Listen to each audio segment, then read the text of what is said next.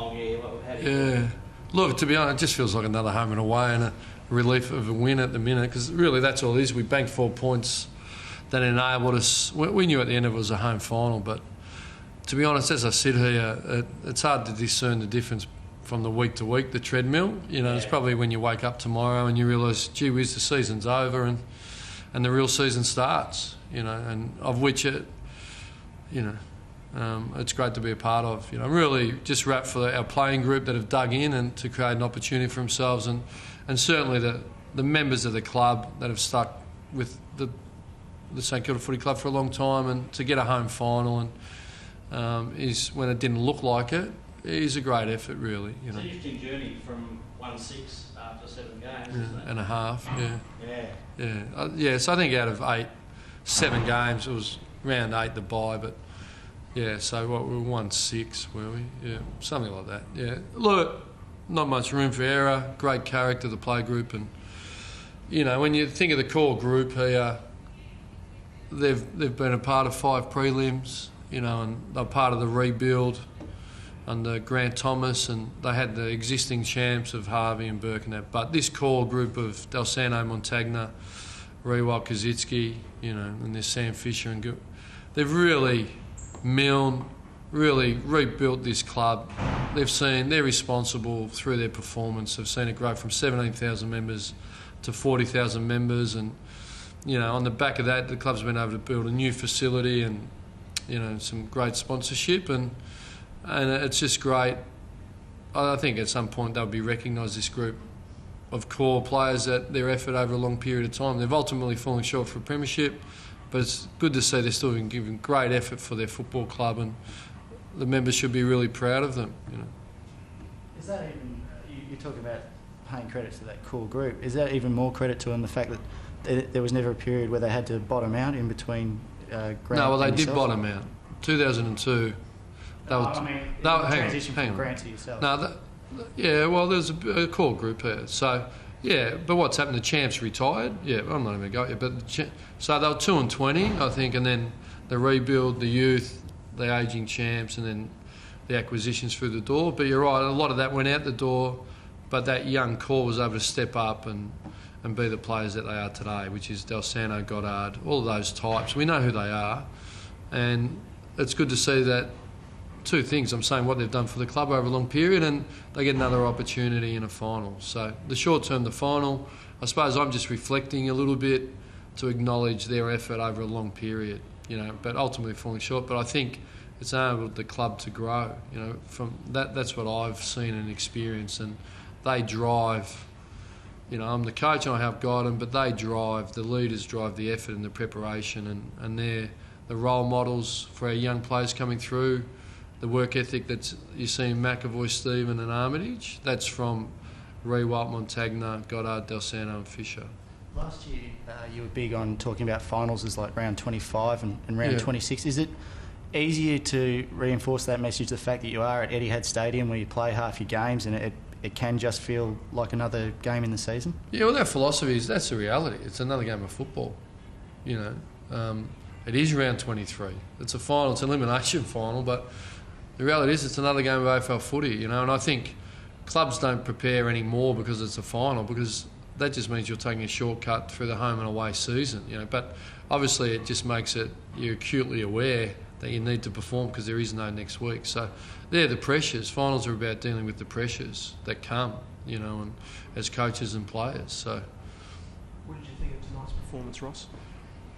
Yeah, look, I thought our effort intensity was there from the start, but our method was really poor. I thought the way we used the ball, I think it was 78% play on, 76 in the first quarter. I hate to throw numbers, but that's incredibly high, So, and hence there was poor skills, poor decisions, and they just really waited for the ball to be kicked to them, and they just counted out with their speed and that out of their front half, out of our front half. So that was really the issue. I mean, that's what we spoke about at quarter time, to fix our ball use and a little bit.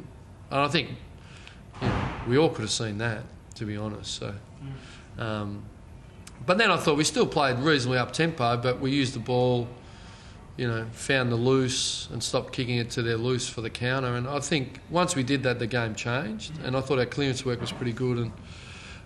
But I think you've got to acknowledge Carlton didn't have much to play for tonight. There's no doubt about that, without doing disservice to our group. And we just spoke about if we could get it to that really tight finish, just the fact that mentally we had a bit to play for, a little bit more, if we could take them to that point, would be in our favour. And I think that's how it played out, to be honest. Was that the message before the game, Ross? You know, that you are playing for a home final.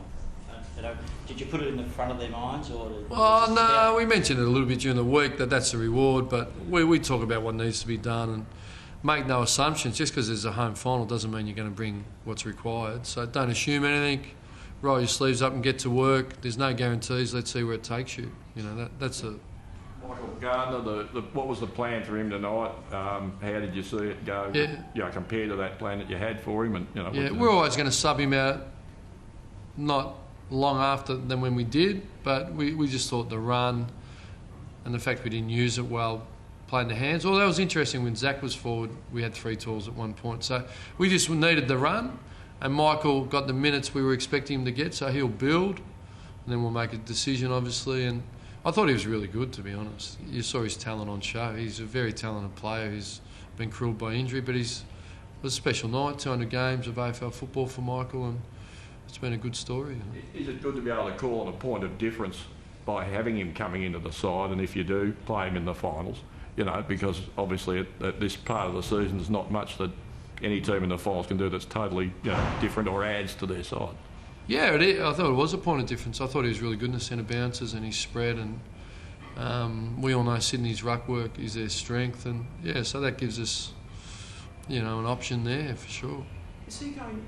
Is there a decision being made on whether he's going on next year, Ross? At this stage? No, we really haven't sat down. It's probably more unlikely than likely. Yeah. Do you know what I mean? Where we're at, I think what's really can't be lost there.